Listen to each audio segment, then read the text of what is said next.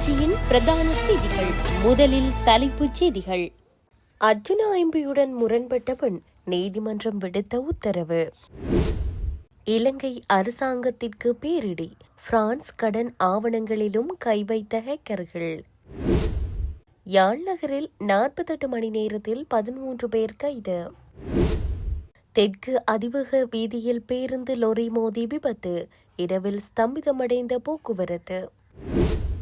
கட்டுநாயக்க விமான நிலையத்தில் 22 தேரர்களின் முகம் சுளிக்க வைக்கும் செயல்.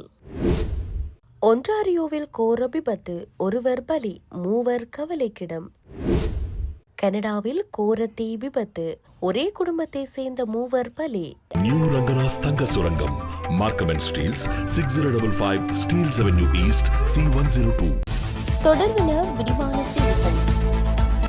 யாழ்ப்பாணத்தில் அர்ஜுனா எம்பியுடன் முரண்பட்ட பெண்ணொருவரை விளக்கமறியலில் வைக்க உத்தரவிட்டுள்ளதாக மல்லாகம் நீதவான் நீதிமன்று குறித்த பெண்ணின் குழந்தையை அப்பெண்ணே வைத்திருக்கவும் மன்று அனுமதித்துள்ளது. பெரியவிளான் பகுதியில் உள்ள காணி ஒன்று தொடர்பாக நாடாளுமன்ற உறுப்பினருக்கும் மற்றுமொரு தரப்பினருக்கும் இடையில் காணி பிணக்கு ஒன்று நிலவி வரும் நிலையில் நேற்று முன்தினம் சனிக்கிழமை குறித்த காணிக்குள் நாடாளுமன்ற உறுப்பினருக்கும் மற்றைய தரப்பினருக்கும் இடையில் வாய்த்தர்க்கம் ஏற்பட்டது. அந்நிலையில் நாடாளுமன்ற உறுப்பினர் தனது கைத்துப்பாக்கியை காட்டி அவர்களை மிரட்டியமை தொடர்பிலான காணொளிகள் சமூக வலைதளங்களில் பகிரப்பட்டு வருகிறது. அவ்வாறான நிலையில் தனது காணிக்குள் அத்துமீறி நுழைந்து தன்னை அச்சுறுத்தியதாக நாடாளுமன்ற உறுப்பினர் அர்ஜுனா ராமநாதன் இடவாலை காவல் நிலையத்தில் முறைப்பாடு செய்திருந்தார். முறைப்பாட்டின் பிரகாரம் விசாரணைகளை முன்னெடுத்த காவல்துறையினர் நாடாளுமன்ற உறுப்பினருடன் முரண்பட்டவர்களில் பெண்ணொருவரை கைது செய்து மல்லாகம் நீதவான் நீதிமன்றில் முற்படுத்தினர். அதனையடுத்து குறித்த பெண்ணை எதிர்வரும் 29ஆம் தேதி வரையில் விளக்கமறியலில் வைக்குமாறு மன்று உத்தரவிட்டுள்ளது. அதன்போது குறித்த பெண் 1 வயது குழந்தைக்கு தாய் எனவும் குழந்தைக்கு பாலூட்ட வேண்டிய தேவை உள்ளதாகவும் மன்றுக்கு சுட்டிக்காட்டிய போது குழந்தையை தாயுடன் இருக்க மன்று அனுமதித்தது. யாழ் நகரில் கடந்த 48 மணித்தியாலங்களில் 13 பேர் போதைப் பொருட்களுடன் கைது செய்யப்பட்டுள்ளனர். யாழ்ப்பாணம் தலைமையக போதைப்பொருள் தடுப்பு காவல்துறையினர் நடத்திய சோதனை நடவடிக்கைகளின் போது இந்த கைது முன்னெடுக்கப்பட்டுள்ளது. இதன்போது ஹெரோயின் போதை மாத்திரைகள் என்பன காவல்துறையினரால் கைப்பற்றப்பட்டுள்ளது. கைதானவர்களிடம் நடத்தப்படும் மேலதிக விசாரணைகளுக்கு பின்னர் சந்தேக நபர்களை யாழ்ப்பாணம் நீதவான் நீதிமன்றத்தில் முற்படுத்த காவல்துறையினர் நடவடிக்கை எடுத்துள்ளனர்.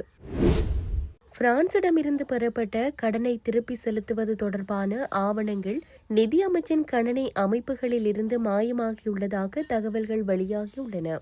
அண்மையில் திரைசேரி நிதியிலிருந்து 2.5 மில்லியன் அமெரிக்க டாலர்கள் மோசடி செய்யப்பட்ட சம்பவத்தின் பின்னணியில் உள்ள அதே ஹேக்கர்களே இந்த ஆவணங்கள் காணாமல் போனதற்கும் காரணமாக இருக்கலாம் என விசாரணையாளர்கள் சந்தேகிப்பதாக கூறப்படுகிறது.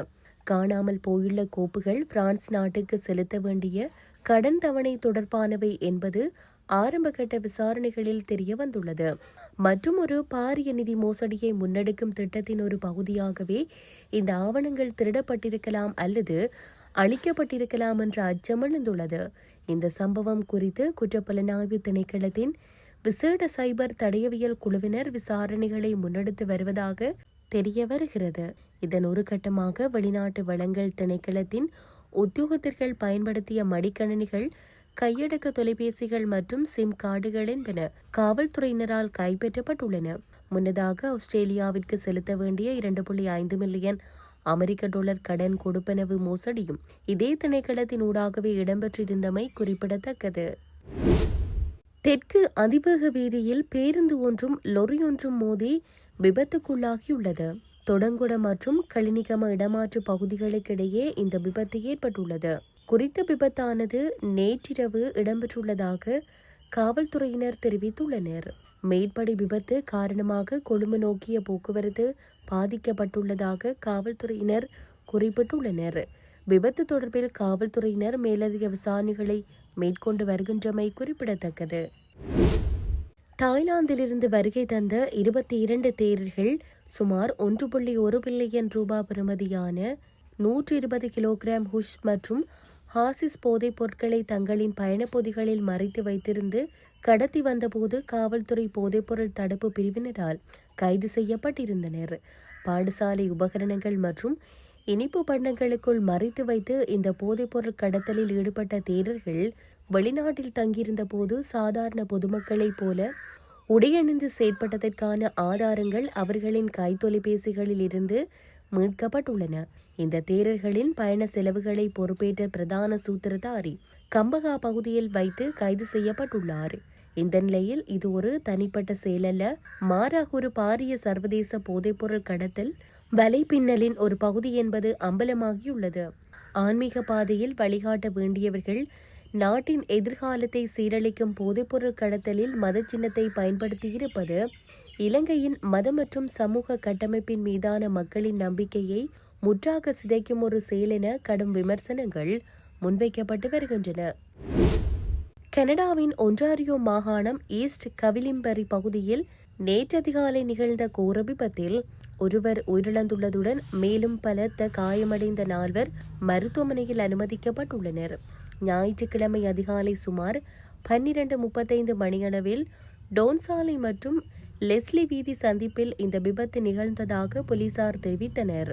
ஒரு வாகனம் மாத்திரம் விபத்துக்குள்ளான இந்த சம்பவத்தின் போது காரினுள் 5 பேர் இருந்துள்ளனர். விபத்து நடந்த இடத்திலேயே ஒருவர் உயிரிழந்ததாக அறிவிக்கப்பட்டது. காயமடைந்த 4 உடனடியாக மருத்துவமனைக்கு கொண்டு செல்லப்பட்டனர். அவர்களில் 3 நிலைமை மிகவும் கவலைக்கிடமாக இருப்பதாகவும் ஒருவருக்கு பலத்த காயங்கள் ஏற்பட்டுள்ள போதிலும் உயிருக்கு ஆபத்தில்லை எனவும் அதிகாரிகள் தெரிவித்துள்ளனர். விபத்திற்கான காரணம் குறித்து புலனாய்வு பிரிவினர் தீவிர விசாரணைகளை முன்னெடுத்து வருகின்றனர். இந்த விபத்து காரணமாக லெஸ்லி வீதியின் ஒரு பகுதி தற்காலிகமாக மூடப்பட்டிருந்த நிலையில் மதியம் 12:30 மணியளவில் மீண்டும் போக்குவரத்திற்காக திறக்கப்பட்டது.